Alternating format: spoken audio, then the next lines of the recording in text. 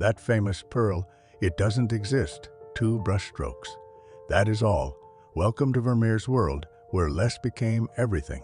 He left only 34 confirmed paintings, each one a masterclass in stillness. This girl, she's not a portrait of a person, but of a moment. Her identity is lost to time. Maybe she was his daughter, his maid, or a figment of light. But her gaze, that belongs to all of us. The man himself, he left no letters, no diaries, not even a proven likeness. We piece him together from civic records and the hush of his canvases.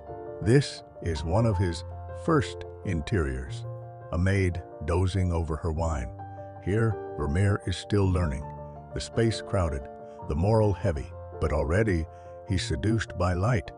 Is she someone real? A face he saw in Delft and couldn't forget.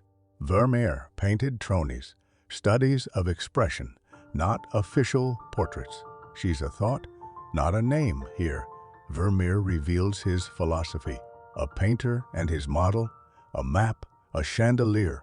It's an allegory of art itself, and yet it's deeply, quietly Dutch. Music was his constant theme. A woman at her virginal, but look at her face. It's blank, expectant. She waits for something beyond the frame.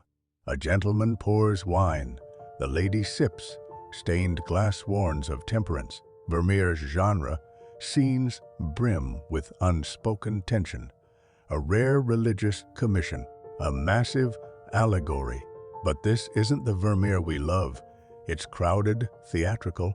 Perhaps he painted for his wife's faith, not his own. See, the map on the wall. Cartography was his passion. Vermeer often placed maps behind his figures, tying them to a wider world they may never explore.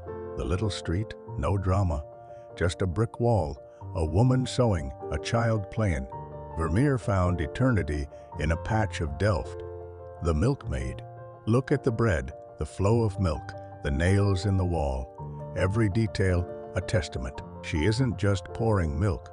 She's performing a quiet ritual. A woman weighs pearls, but behind her hangs the Last Judgment. Her balance is literally life and death. Vermeer paints the weight of a soul. She returns. Now, in Italian, as if she belongs to every language. The pearl, that illusion, glows like a moon against her dark cheek. They call her the Mona Lisa of the North. But unlike Leonardo's sitter, she's anonymous. She is everyone and no one. The lace maker. A girl entirely absorbed, her world no bigger than a thread. Vermeer's lens brings everything into a soft, intimate blur. A woman reading a letter by an open window. We see the map, the light, but not the words. Her private moment, forever suspended. A view of Delft, not a painting, but a city breathing. The clouds part, light kisses the rooftops.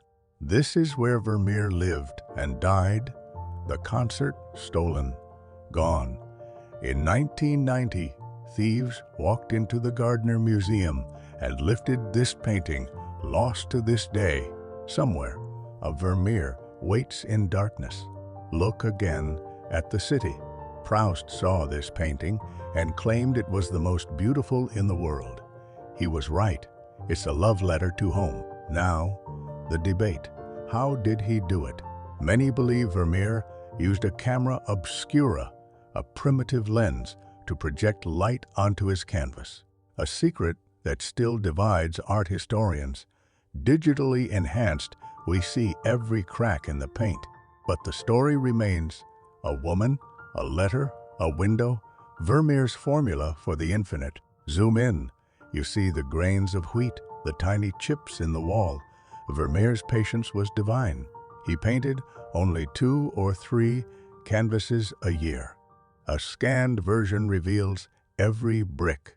He painted his mother-in-law's house, some say. Here, the world is reduced to one warm corner.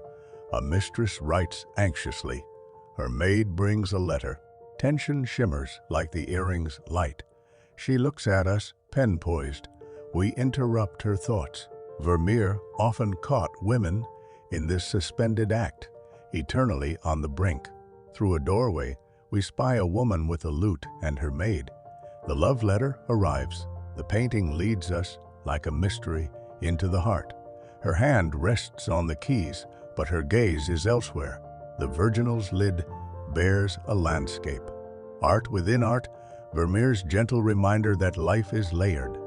A music lesson or a courtship, the mirror reflects her face. Vermeer hides whole worlds in reflections. Turn up the resolution and you'll find her face is serene. But her scales are empty. She's weighing nothing and yet everything. She tunes her lute, staring out the window, waiting, for the... So many of Vermeer's women look outward as if expecting someone or something. A woman opens a window, one hand on a pitcher. Morning light floods in. The new day is still clean, still full of grace. The allegory returns. A woman presses a hand to her heart, a serpent crushed under stone. Vermeer was a Protestant in a Catholic world, a convert for love, perhaps painting for survival. Mirrors and lutes. Vermeer's palette softens. He was once described as an artist who used paints as if they were precious stones. You can see it. The Mauritius houses this jewel. Step close, and the paint becomes a mosaic of dots, a technique called pointillé, light dancing on water. Even in a snapshot, the Milkmaid radiates. She has become a symbol of Dutch art, of honest labor, of the beauty in service. We return to the sleeping maid now. With older eyes, we see what Vermeer saw. A moment of grace, a silent pause in a busy life. The procuress, and there, on the left, turning to us with a smirk, is Vermeer himself, his only certain self-portrait. The artist as witness to vice. As his family grew, his debts mounted. Painted in the last decade of his life, works like this one shimmer with a poignant urgency. The geographer, a man of science, leaning over his globe. Some say this is Vermeer's alter ego, the mapmaker of the human soul. This tiny panel, barely 10 inches tall, is one of his last works. The brushwork is looser, the light harsher. Time was running out. A maid asleep, one more time. Vermeer died, leaving his family bankrupt. His wife had to sell his paintings. These canvases were all that remained. A woman with a pitcher, a window. Morning.